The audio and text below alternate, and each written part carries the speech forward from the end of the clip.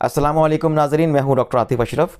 पाक फ़ौज की तरफ से जब से लेफ्टिनेंट जनरल रिटायर्ड फैज़ हमीद के ख़िलाफ़ फ़ील्ड जनरल कोर्ट मार्शल का ऐलान किया गया है, उसके बाद बहुत सारे लोग अपनी अपनी इंटरप्रिटेशन दे रहे हैं। इस वीडियो में मैं आपको फैक्ट्स की बुनियाद के ऊपर बताऊंगा कि ISPR की प्रेस रिलीज़ में कौन से इल्ज़ामात साबित हुए हैं। इन इल्ज़ामात की रोशनी में आर्मी एक्ट क्या कहता है और उस आर्मी एक्ट के मुताबिक जनरल फैज़ हमीद को कौन कौन सी सज़ाएँ हो सकती हैं और इससे पहले कितने लेफ्टिनेंट जनरल्स का कोर्ट मार्शल हुआ और उनको जो सज़ाएँ हुई वो क्या थीं।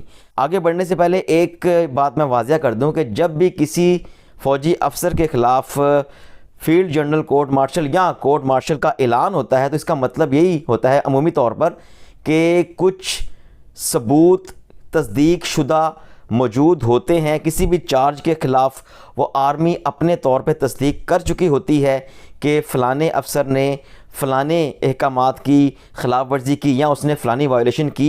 तस्दीक करने के बाद फिर कोर्ट मार्शल की कार्रवाई होती है। जो पाकिस्तान आर्मी एक्ट का आर्टिकल 60 है, इस आर्टिकल के मुताबिक जो सज़ाएँ हो सकती हैं उनमें स्टोन्ड टू डेथ यानी संगसारी की सज़ा हो सकती है, सज़ाए मौत हो सकती है, उम्र कैद हो सकती है, 100 कोड़े मारे जा सकते हैं, हाथ पांव काटे जा सकते हैं, नौकरी से निकाला जा सकता है और सारी मराआत पेंशन ज़ब्त की जा सकती है। ये वो जो सज़ाएं हैं जो आर्टिकल 60 है पाकिस्तान आर्मी एक्ट है उसके मुताबिक ये सज़ाएं हो सकती हैं। जनरल फैज़ हमीद के केस से पहले हम उन पुराने केसेस की बात कर लेते हैं जिनका कोर्ट मार्शल हुआ। ये सिर्फ हमारे सामने अभी पाकिस्तान आर्मी की हिस्ट्री में अभी तक सिर्फ 3 लेफ्टिनेंट जनरल्स का कोर्ट मार्शल हुए हैं। ये तीसरे हैं फैज़ हमीद साहब। इससे पहले लेफ्टिनेंट जनरल जावेद इकबाल साहब का कोर्ट मार्शल हुआ था 2019 में। उन पर जासूसी का चार्ज लगा था और उस जुर्म की पादाश में उनको उम्र कैद की सज़ा सुनाई गई थी, लेकिन उन्हें 4.5 साल बाद 2019 में सज़ा हुई, मई 2019 में, और दिसंबर 2023 में उनको मुआफ़ी दे दी गई, उनकी सज़ा माफ़ कर दी गई, उन्हें रिहा कर दिया गया।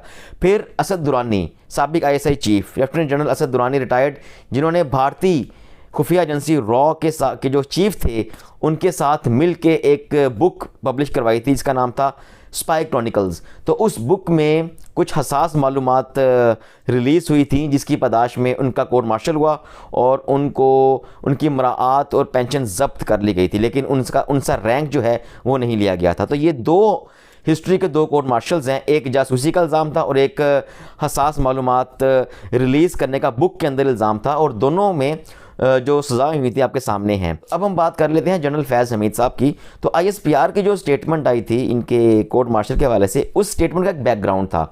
वो बैकग्राउंड था 2017 में टॉप सिटी हाउसिंग सोसाइटी। हुआ क्या था बेसिकली कि 12 मई 2017 को टॉप सिटी हाउसिंग सोसाइटी के जो मालिक थे मोइज़ अहमद ख़ान, उन्होंने इल्ज़ाम लगाया था, एक केस फाइल किया था सुप्रीम कोर्ट में। उनका ये कहना था, ये उन्होंने इल्ज़ाम लगाया था कि जनरल फैज़ हमीद जो उस वक़्त ISI के चीफ थे, उनकी इमा के ऊपर रेंजर्स और ISI के एहलकारों ने उनके टॉप सिटी के ऑफिस में और उनके घर पे उन्होंने धावा बोला, छापा मारा, और इस दौरान 400 तोला जेवरात, 4 करोड़ रुपया, हीरे और डिफरेंट जो चीज़ें कीमती अशिया थी वो साथ ले गए।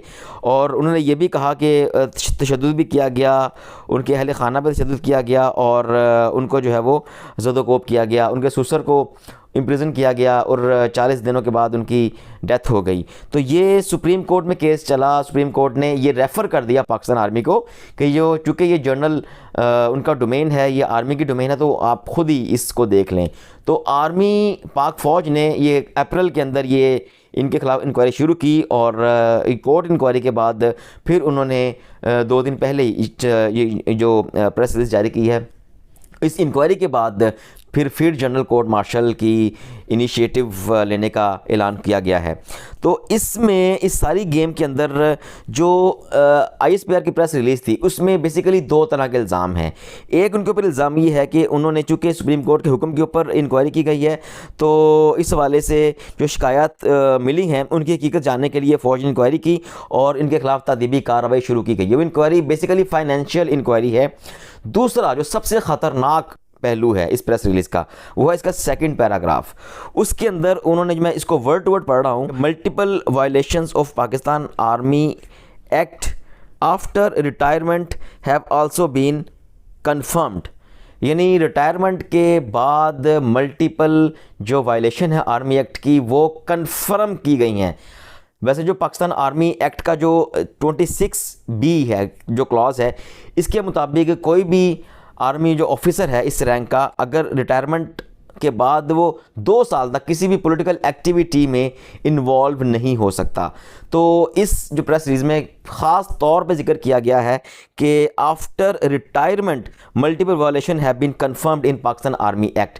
तो अगर इस वाले से देखा जाए कि आफ्टर रिटायरमेंट 2 साल तक वो सियासी सरगर्मियों में मुलव्वस नहीं हो सकता, तो इन पे फैज़ हमीद पे जो इल्ज़ाम है कि उन्होंने PTI की सियासी सरगर्मियों में एक्टिवली पार्टिसिपेट किया और वो उन्होंने आफ्टर रिटायरमेंट सरगर्मियाँ जारी रखी, ये जो पाकिस्तान तहरीक इंसाफ के मुखालिफिन हैं, नून लीग, ये उन पे इल्ज़ाम लगाते हैं कि उन्होंने इन सरगर्मियों को जारी रखा, राब्ते रखे और कोशिश की असरअंदाज होने की।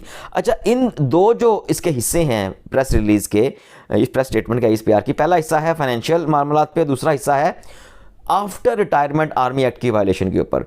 तो फाइनेंशियल मामलात के ऊपर जो आपका जो आर्टिकल 40 है इस आर्मी एक्ट का, उसके मुताबिक मराआत ज़ब्त की जा सकती हैं, कोई कैद हो सकती है, लेकिन जो आफ्टर रिटायरमेंट जो वायलेशन है आर्मी एक्ट की, उसके ऊपर जो आर्टिकल 31 है पाकिस्तान आर्मी एक्ट का, वो आर्टिकल है बगावत पे उकसाने का। तो क्या ये इस चीज़ इस्टेब्लिश हो रही है कि उन्होंने बगावत पे उकसाया अपने मुतलका मातहत अफसरान को? तो इस प्रेस रिलीज़ की स्टेटमेंट से ऐसी कोई बात वाज़िया नहीं हो रही।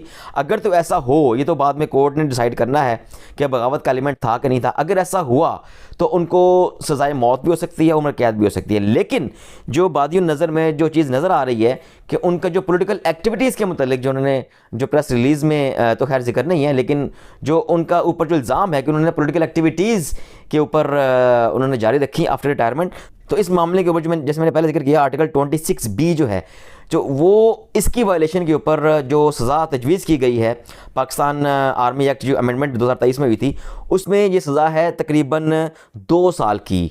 2 साल तक सज़ा हो सकती है अगर आपने पॉलिटिकल एक्टिविटीज़ में हिस्सा लिया। यानी फैज़ हमीद की अगर बादियों नज़र में अगर, तो उनके ऊपर इल्ज़ाम यही है कि उन्होंने आफ्टर रिटायरमेंट 2 ईयर्स के अंदर अंदर उन्होंने सियासी सरगर्मियाँ जारी रखी। तो उनके ऊपर जो इस अगर ये इल्ज़ाम साबित होता है तो उनको मैक्सिमम 2 साल तक सज़ा हो सकती है। लेकिन अगर आर्टिकल 31 आ जाता है और इंटरप्रिटेशन इस तरह की ली जाती है, फाइंडिंग ऐसी आती हैं फील्ड जनरल कोर्ट मार्शल में कि उन्होंने बगावत पे उकसाया है, और अगर ये ऐसा इल्ज़ाम आता है तो फिर इसकी सज़ाए मौत भी जो लिखी हुई है आर्मी एक्ट में और उम्र कैद भी है।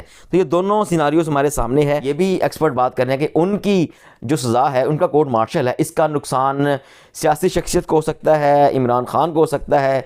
वो जो कार्रवाई होगी, डेफिनेटली ये दोनों नत्थी हो चुके हैं, PTI और फैज़ हमीद।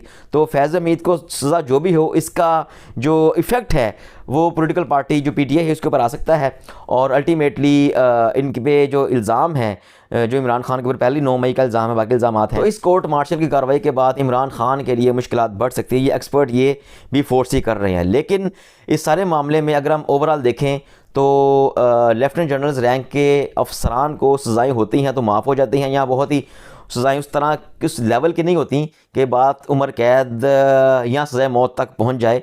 लेकिन यह है कि मरात वापस लेना और इसके अलावा जो पेंशन ज़ब्त करना या कुछ साल की कैद की सज़ा, ये ज़रूर देखने में आई है। अब देखें कि ये फ़ैसला क्या होता है। अभी बहुत सारे लोग अपनी अपनी बातें कर रहे हैं, अपना अपना इंटरप्रिटेशन दे रहे हैं, लेकिन हतमी फ़ैसला कोर्ट ने करना है, फील्ड जनरल कोर्ट मार्शल ने करना है, और उस फैसले के बाद ये अपील भी कर सकते हैं और अपील सुप्रीम कोर्ट में भी कर सकते हैं, और उसके बाद वो जो फैसला सुप्रीम कोर्ट का हतमी हो सकता है। तो लिहाजा ये जो सारे मामलात हैं ये बहुत तेज़ी से चीज़ें अनफोल्ड हो रही हैं। देखें अब इस केस का क्या बनता है। अब तक के लिए इतना ही, मुझे इजाज़त दीजिएगा। अल्लाह हाफिज़।